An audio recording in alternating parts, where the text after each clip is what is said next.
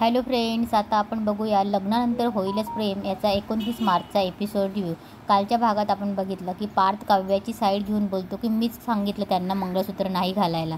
तेव्हा वसू आत्या बोलते चालेल का गुरुजी, आणि वसू आत्या थोडंसं ड्रामा क्रिएट करते. गुरुजी तुम्हीच सांगा आता या मुलांना.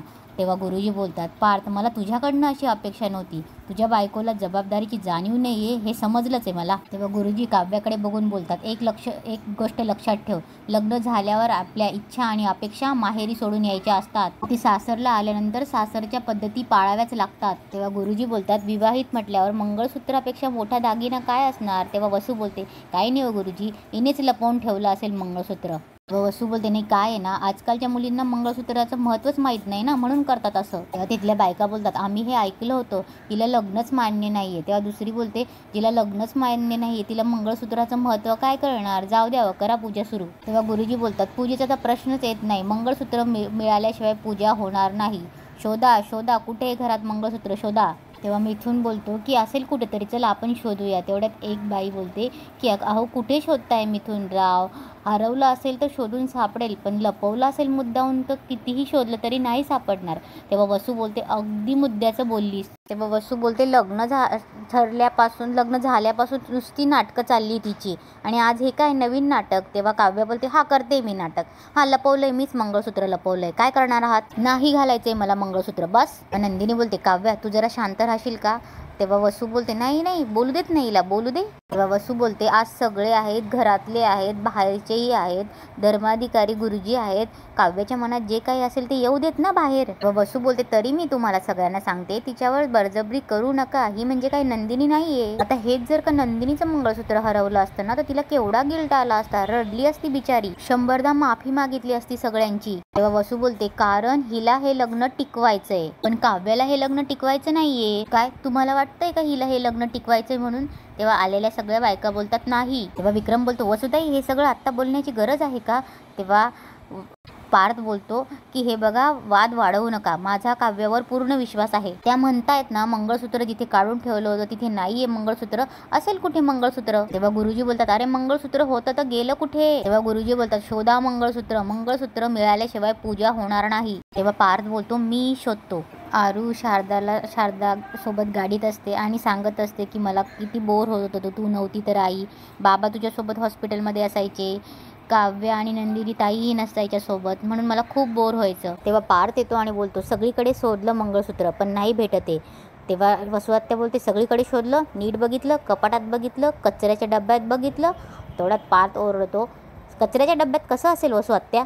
तेव्हा वसू म्हणते मला असं म्हणायचं नाही कचऱ्याच्या डब्यात, पण आजूबाजूला कुठे पडलं असेल म्हणून म्हणते मी. तेव्हा मानिनी बोलते ताई पुरे.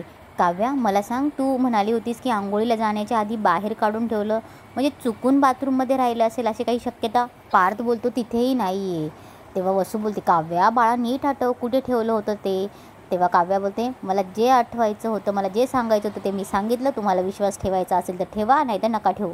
तेव्हा विक्रम बोलतो बरं गुरुजी तुम्हीच सांगा आता काय करायचं. तेव्हा गुरुजी बोलतात काय करायचं ते मीच सांगू तुम्हाला माहिती आहे देवाला हिऱ्या मोत्याची दागिन्यांची अपेक्षा नसते, सोन्या चांदीच्या वाट्याही नको असतात त्याला, साध्या केळीच्या पानावर श्रद्धेने वाढलेला प्रसादही पुरतो त्याला. इथे काय श्रद्धेचं अस्तित्वच नाही. ज्या घरात रीतिरिवाज परंपरांचा काहीही नसतं त्या घरात मी पाणीसुद्धा पित नाही. तुमच्या पूजेसाठी एखादी दुसरी व्यवस्था करेन मी, निघतो आता मी. तेवढ्यात काव्या बोलते थांबा गुरुजी.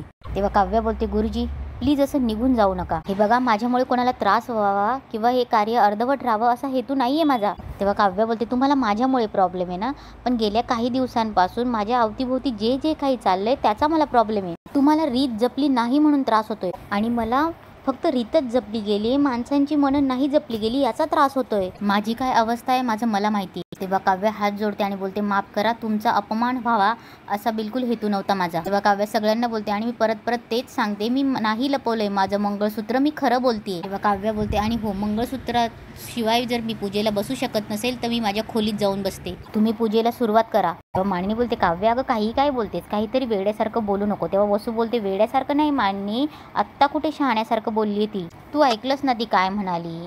ती म्हणाली की गेल्या काही दिवस तिच्या आजूबाजूला जे घडतंय त्याच्या सगळ्यासोबत तिला प्रॉब्लेम आहे. याचा अर्थ कळत नाही का तुम्हा लोकांना, तिला हे बळजबरीने झालेलं लग्न नकोय. नाही मोकळं करा ना तिला यातून. तेव्हा विक्रम बोलतो ताई अगं परत परत तेच तेच का बोलतीस तू? हे असले विषय गुरुजींसमोर आणि बाहेरच्यांसमोर काढायची काही गरज आहे का मला सांग? तेव्हा वसू बोलते छान, तुला फक्त माझं बोलणं दिसतं विक्रम, पण तुझ्या सुनेचा बेजबाबदारपणा दिसत नाहीये. तेव्हा मानिनी बोलते ताई होऊ शकतं कुणाकडनं, हरवू शकतं, गहाळ होऊ शकतंय. तेव्हा पार्थ बोलतो एक मिनिट गुरुजी तुम्ही पूजेला सुरुवात करा, मी आत्ता ज्वेलर्सकडनं जाऊन एक नवं मंगळसूत्र घेऊन येतो काव्यासाठी. तेव्हा गुरुजी बोलतात तू काय बोलतोयस पार्थ, साधा दागिना आहे का तो? गेलो दुकानात आणि नवीन आणून दिला. मंगळसूत्र आहे ते मंगळसूत्र, तेव्हा ब्राह्मणांच्या साक्षीने बांधलेल्या मंगळसूत्राला काही अर्थ असतो की नाही? तेव्हा वसू बोलते खरंय गुरुजी, अगदी बरोबर बोललात तुम्ही. तेव्हा रम्यामध्येच बोलते आई अगं बास कर ना, किती वाद वाढवणार आहेस आई? तेव्हा वसू बोलते मला सांग रम्या, तू असं बेजबाबदारपणे कुठेही मंगळसूत्र काढून ठेवलं असतंस? तेव्हा रम्या बोलते नाही नाही शक्यच नाहीये ते, अगदी जीवापाड जपलं असतं मी माझं मंगळसूत्र. वसू बोलते बघितलं याला म्हणतात संस्कार.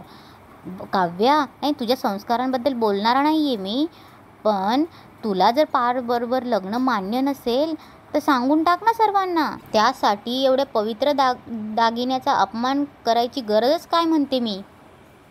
तेवढ्यात नंदिनी ओरडते आत्या अशी नाही आहे काव्या, घरात एवढी मोठी व्यक्ती आलेली असताना स्वतःच्या प्रॉब्लेमचा दिखावा करणाऱ्यातली नाही आहे काव्या, आणि म्हणून आपला मुद्दा सिद्ध व्हावा म्हणून चार चौघांसमोर घराची अब्रू पणाला लावेल अशातली पण नाहीये ती. तसंच असतं ना तर स्वतःचं सुख लाथाडून पार्थ सोबत लग्न करायला उभीच राहिली नसती ती. तेव्हा वसू बोलते अगं पण ते हे तू म्हणतेस, तिला सांगू दे ना काय ते. अगं तिला जर हे लग्न मान्य नसेल तर स्पष्टपणे सांगू देत तिला. हे बघ काव्या, तुला जर हे लग्न मान्य नसेल तर स्पष्ट सांगून टाक, अजून वेळ गेलेली नाहीये. सांगून टाक की तुला हे लग्न मोडायचंय. हे बघ आत्ताच संधी मिळेल, नंतर संधी मिळणार नाही, नाहीतर एका नको असलेल्या लग्नामध्ये कायमची अडकून बसशील. अगं काव्या बोल ग, काय तुझ्या मनामध्ये सांगून मोकळी हो, सांग ना, बोल ना काव्या लवकर. तेव्हा मानिनी बोलते ताई तुम्ही काय बोलताय, ती त्याबद्दल काही बोलतच नाहीये आणि तुम्ही पुन्हा पुन्हा बोलून तिला त्या निर्णयाकडे ढकलतायत का?